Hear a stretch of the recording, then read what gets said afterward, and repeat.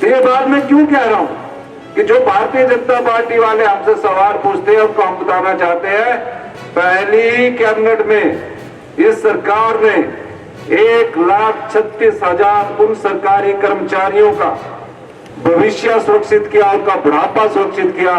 CM Sukhu 2 दिवसीय ऊना प्रवास के दूसरे दिन चिंतपूर्णी विधानसभा क्षेत्र पहुंचे, जहां उन्होंने सरकार गांव के द्वार कार्यक्रम में मुख्य अतिथि के रूप में शिरकत की। कार्यक्रम के दौरान उन्होंने अलग अलग विभागों द्वारा लगाई गई प्रदर्शनियों का अवलोकन किया और जनता तक तमाम योजनाओं का लाभ पहुंचाने का आह्वान भी अधिकारियों से किया। अब कई बार भारतीय जनता पार्टी के लोग हमसे सवाल पूछते हैं, कहते हैं कि 1 साल में किया क्या? 5 साल आपने इस अर्थव्यवस्था का बेड़ा किया। शिक्षा के स्तर में निचले स्तर पर आप लोगों ने हमें पहुंचा दिया। हेल्थ के सेक्टर में आप निचले स्तर पर पहुंच चुके हैं, हम उसमें सुधार कर रहे हैं और ये सुधार हम अपनी दृढ़ इच्छा शक्ति से कर रहे हैं कि समाज का जो अंतिम व्यक्ति है, गरीब से गरीब व्यक्ति है, उस तक हमारे इस सुधार की रोशनी पहुंचनी चाहिए।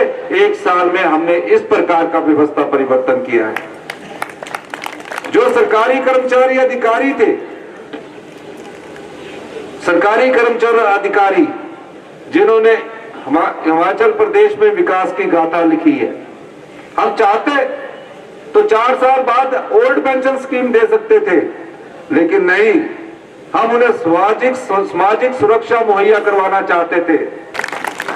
तो ये बात मैं क्यों कह रहा हूं कि जो भारतीय जनता पार्टी वाले हमसे सवाल पूछते हैं उनको हम बताना चाहते हैं, पहली कैबिनेट में इस सरकार ने 1,36,000 उन सरकारी कर्मचारियों का भविष्य सुरक्षित किया, उनका बुढ़ापा सुरक्षित किया कि उन्हें ओल्ड पेंशन स्कीम के तहत हमने लाया है। ये एक सरकार की कमिटमेंट थी। यद्यपि इन सरकारी कर्मचारियों के 9,000 करोड़ रुपया केंद्र सरकार के पास एनपीए के पड़े हुए हैं, हम उसकी लड़ाई लड़ रहे हैं कि कम से कम हिमाचल प्रदेश में इतिहास की सबसे बड़ी आपदा आई है।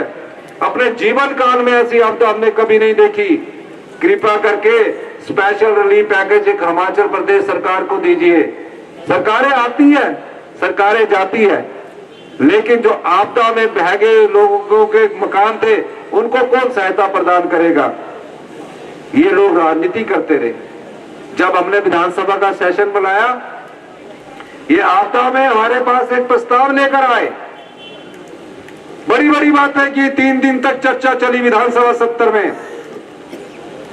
उन्होंने हमें हमारी कमियां गिनाई, हमने उन कमियों को भी ठीक करने की कोशिश की और जब प्रस्ताव पर वोट देने की बारी आई तो भारतीय जनता पार्टी के जितने भी विधायक चुनकर गए हैं, उन्होंने उस प्रस्ताव के समर्थन में वोट नहीं दिया।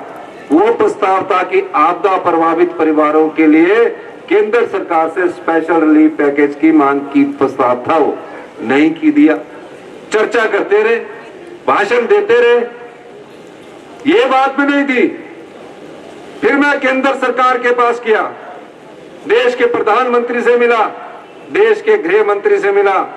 मैंने अनुरोध किया, हिमाचल में इतिहास की सबसे बड़ी आपदा है, आप हमें उत्तराखंड की तर्ज पर, आप हमें गुजरात में भुज की तर्ज पर, आप हमें स्पेशल रिलीफ पैकेज दीजिए।